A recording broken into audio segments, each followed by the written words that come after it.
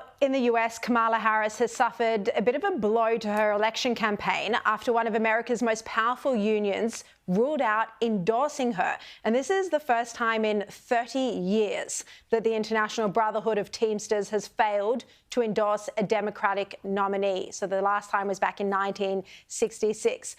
Basil, what do you think this says about Kamala Harris's campaign strategy? How is she going wrong that she can't get the union on board?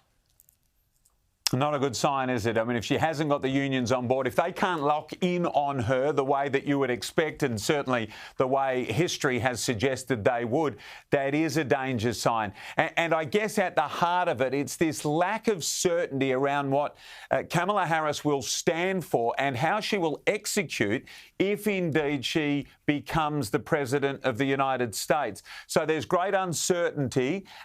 We know she hasn't answered a whole lot of questions. She hasn't done many interviews where she's really been pushed, but this would be a major warning sign, and it does have it. This could run away. This could form could produce a cascading effect. So she'll be trying to bring this in, but if you can't get them to commit, well, you are in a spot of bother here. Matt Canavan, how do you reckon the US election is looking at the moment? Who would you put your odds on? Yeah, I'd put them on Trump.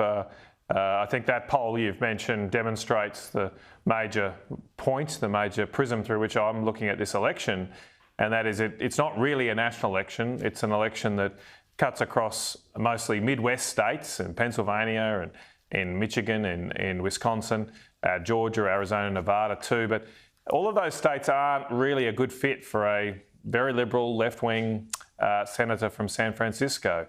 And I think the most interesting thing about that Teamster poll was that when they held some town hall straw polls earlier in the year, Biden was actually backed over Trump by the Teamsters, by those Teamster members, by the union members. And that's completely reversed since they've changed to Kamala.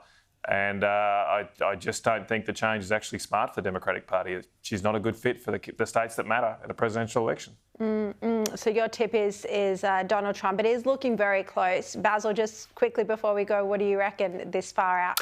Well, look, if Kamala had to come on Triple M Perth, we would have given her a tough time just to even the ledger up. But maybe she's looking for the Triple M Perth interview at the moment. She's not going to get it, but maybe that's what she's looking for. She's just waiting for them to put in the media request. She'd be unburdened then. All right, Matt Canavan, Basil Zempilas, great to see you both.